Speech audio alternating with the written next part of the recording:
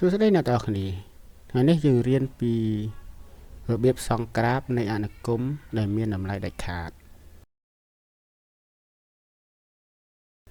តើអនុគមមានតម្លៃដាច់ខាតពេលយើងសង្ក្រាបត្រូវការអ្វីខ្លះអញ្ចឹងយើងមើលឧទាហរណ៍ចំនួន3ក y ស្មើនឹងតម្លៃដាច់ខាត x បូក2ហើយនឹងខ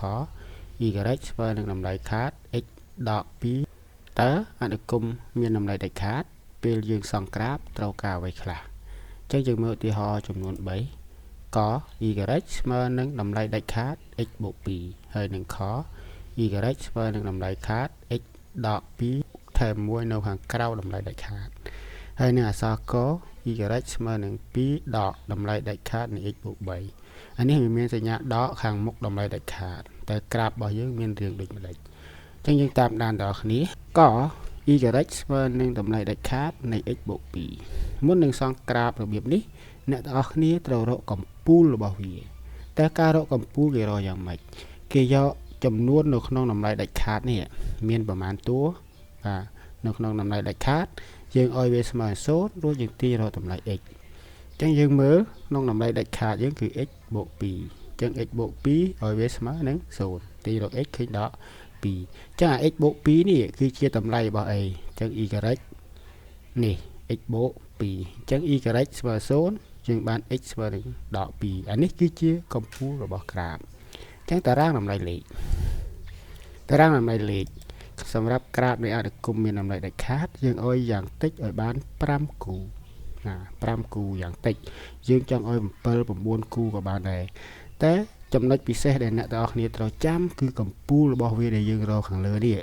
យើងយកមកដាក់ចំកណ្ដាលនៃគូទាំង5ទាំង7ឬទាំង9ដែលអ្នកទាំងអស់គ្នាដាក់ចុះថាខ្ញុំដាក់តែ5គូទេអញ្ចឹងយកអាកម្ពូលរបស់យើងនេះ x ស្មើនឹង12យើងដាក់ត្រង់នេះចំកណ្ដាលត្រង់ខាងវាគឺ2អញ្ចឹងយើងដាក់មុនគេចំកណ្ដាលនេះមកដក2អាដក2 y ដែលយើងរកឃើញនេះគឺស្មើអីស្មើ0បន្ទាប់មកនៅផ្នែកខាងឆ្វេងនៃដក2នេះយើងឲ្យវាតូចជាងដក2ហើយនឹងខាងស្ដាំនេះធំជាងដក2អញ្ចឹងខ្ញុំឲ្យដក2ខាងស្ដាំនេះធំជាងដក2ចំណាក់ដក1បន្ទាប់មកគឺ0បន្តគ្នាអញ្ចឹងយើងយកទៅជួសត្រង់ x ស្មើនឹងដក1យើងជួសនេះដក1កន្លែងតម្លៃដាច់ខាតនេះត្រង់ x នេះមកដក1បូក2យើងស្មើនឹង1បញ្ចេញពីតម្លៃដាច់ខាតមកគឺស្មើ1យក0ទៅដាក់អញ្ចឹងយើងស្មើ2បញ្ចេញពីតម្លៃដាច់ខាតគឺ2នេះចម្លើយយើងយកមកស៊ីដល់នេះតូចជាងដក2អញ្ចឹងខ្ញុំដាក់ដក3ហើយដក4បើ x ស្មើដល់13យកដក3ជួសកន្លែង x នេះមក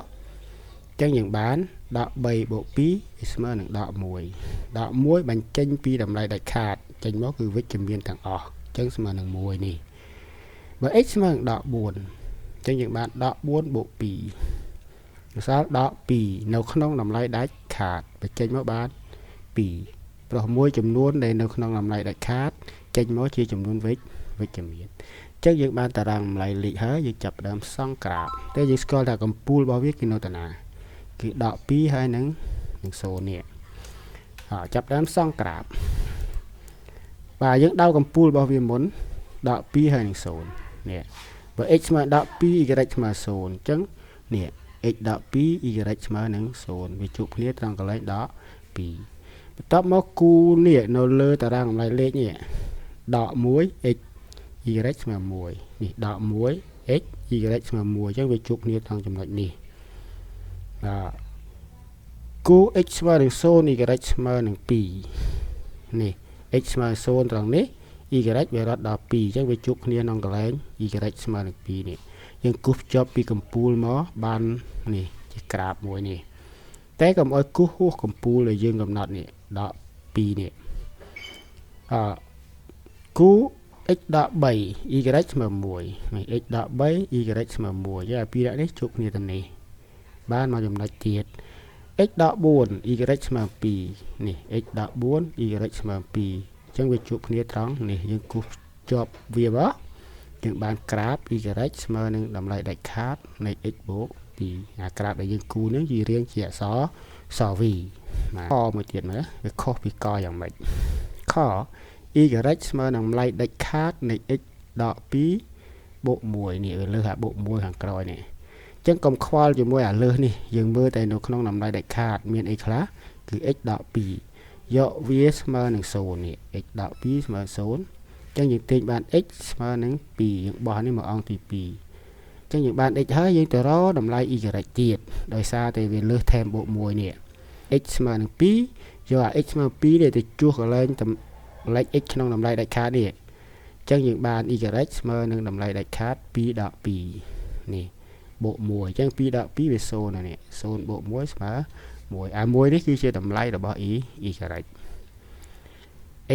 យើងដឹងស្មើ2 y ស្មើ1ជាកំពូលរបស់ក្រាបយើងអញ្ចឹងតារាងតម្លៃលេខនេះតារាងយើងត្រង់នេះតម្លៃ x ហើយត្រង់នេះតម្លៃ y កំពូលរបស់យើង x ស្មើនឹង2យើងយកវាមកដាក់ចំកណ្ដាលនេះគូយើងមាន5អញ្ចឹងចំកណ្ដាលនេះយើងសេលេខ2មកតែ y យើងស្មើប៉ុន្មាន1អញ្ចឹងយើងដាក់1មកខាងនេះធំជាង2ហើយខាងនេះតូចជាង2យើងសេមកអាតូចជាង2បើ x ស្មើនឹង1យើងយក1ទៅជួសទាំងនេះ1ដក2នៅសល់ដក1ដក1បញ្ចេញមកបាន1ព្រោះវានៅក្នុងតម្លៃដាច់ខាតអញ្ចឹង1បូក1យើងបានប៉ុន្មានបាន2តូចជាង1វា0យើងដាក់បន្តមកយក0ជួសចូលនៅសល់នេះ0ដក2ស្មើនឹងដក2នៅក្នុងតម្លៃដាច់ខាតពេលអ្នកទាំងអស់គ្នាបញ្ចេញមកបានប៉ុន្មាន2បូក1 3យើងសេលេខ3នៅខាងស្ដាំ2នេះយើងឲ្យធំជាង2យើងឲ្យ3បើ x ស្មើ3យើងជួសចូលមក3ដក2ស្មើ1បញ្ចេញមកបាន1 1បូក1 2ដូចគ្នាដែរធំជាង3គឺ4យក4ជួសចូល4ដក2ស្មើ2 2បូកនឹង1យើងបាន3យើងបានតារាងតម្លៃលេខយើងចាប់ផ្ដើមសង់ក្រាបតែយើងមើលកំពូលយើងប្រហែលគឺ2ហើយនឹង1អញ្ចឹងយើងមើលក្រាបយើងមក2កំពូលយើង x ស្មើ2 y ស្មើនឹង1នេះជួបគ្នាត្រង់នេះចំណុចនេះខាងស្ដាំ x ស្មើនឹង3 y ស្មើ2 x ស្មើនឹង3នេះ y ស្មើ2គូសមកជួបគ្នាត្រង់នេះ x ស្មើនឹង4 y ស្មើនឹង3គូសមកជួបគ្នាត្រង់នេះហើយយើងគូសភ្ជាប់មកតែកុំអោយលើសកំពូលនេះត្រឹមកំពូលនេះខាងឆ្វេង x ស្មើនឹង1 y ស្មើនឹង2នេះ x ស្មើ1 y ស្មើ2 1ជួបនេះត្រង់នេះ2 x ស្មើនឹង0នេះ y ស្មើ3យើងវាជួបគ្នាត្រង់នេះអញ្ចឹងយើងគូសភ្ជាប់មកត្រឹមកំពូលយើងបានក្រាបយើងរៀងជាអក្សរ v ដូចគ្នាដែរតោះយើងទៅមើលលំហាត់កយើងតើវាខុសពីខត្រង់ណានេះ y ស្មើនឹង2ដកនេះខុសសញ្ញាក្រហមនេះខាងមុខតម្លៃដាច់ខាត x បូក3អញ្ចឹងដូចគ្នាដែរកុំខ្វល់ជាមួយអាក្រោមតម្លៃដាច់ខាតដើម្បីរក x យើងយកអាក្នុងតម្លៃដាច់ខាតនេះឲ្យវាស្មើនឹង0អញ្ចឹងក្នុងតម្លៃដាច់ខាតយើងគឺ x បូក3ស្មើ0យើងទាញបាន x ស្មើនឹងដក3បន្ទាប់មកយកអា x ស្មើនឹងដក3នេះជួសក្នុងតម្លៃនៃតម្លៃដាច់ខាតនេះជួសត្រង់កន្លែង x ដើម្បីរកតម្លៃ y អញ្ចឹងយើងសរសេរបាននេះ x ស្មើនឹង13នាំឲ្យ y ស្មើនឹង2ដកតម្លៃដាច់ខាតដក3បូក3ដក3បូក3វា0ហើយអញ្ចឹងនៅសល់2ដក0មើល2នេះជាតម្លៃ y ហើយនេះជាតម្លៃ x ជាកំពូលរបស់ក្រាបយើងតារាងតម្លៃលេខនេះអញ្ចឹងយើងឲ្យតារាងតម្លៃលេខដូចគ្នា x y មកកំពូលយើងសេចំកណ្ដាល x ស្មើបាន13យើងសេកណ្ដាលនេះមក13 y យើងរកឃើញនេះណា2សេ2មកខាងនេះតូចជាង13ខាងនេះធំជាង13តែយើងមើលបើសិនបើវាតូចជាង13យើងដាក់14បន្ទាប់មកយកទៅជួសចូលក្នុងនេះ14បូក3នៅសល់11បញ្ចេញពីតម្លៃខាតស្មើ1 2ដក1នៅសល់1នេះតូចជាង14គឺដក5យកដក5ដាក់កន្លែង x នេះមកដក5បូក3នៅសល់ដក2បញ្ចេញមកពីតម្លៃដាច់ខាតបាន2នៅក្នុងតម្លៃដាច់ខាតមែនដក2 2ដក2ស្មើនឹង0យើងដាក់ត្រង់នេះតមកធំជាងដក3អញ្ចឹងដកប៉ុន្មានគឺដក2យកដក2ដាក់ទៅនេះមកដក2បូក3ស្មើ1អញ្ចឹង2ដក1ស្មើនឹង1 ធំជាងដក2គឺដក1ជួសជុលមកដក1បូក3វាស្មើនឹង2បញ្ចេញពីម្លេចដាច់ខាតបាន2ដក2ស្មើនឹង0នេះចឹងយើងសង្ក្រាបដល់គ្នាតែកម្ពូលរបស់យើងគឺអីដក3ហើយនឹង2ចឹងសង្ក្រាបនេះកម្ពូលរបស់យើង x ស្មើនឹងដក3 y ស្មើ2គូខាងស្ដាំដៃដក2 y 1នេះ x ស្មើដក2 y ស្មើ1ជួបគ្នាត្រង់នេះគូបន្ទាប់ដក1 y ស្មើ0នេះដក1 y ស្មើ0យើងរត់តាម x វាជួបគ្នាត្រង់នេះអញ្ចឹងយើងគូសចប់ពីកម្ពូលមកគឺមិនអោយលើសកម្ពូលនេះទេខាងឆ្វេងម្ដង x ស្មើ14 y ស្មើប៉ុន្មាន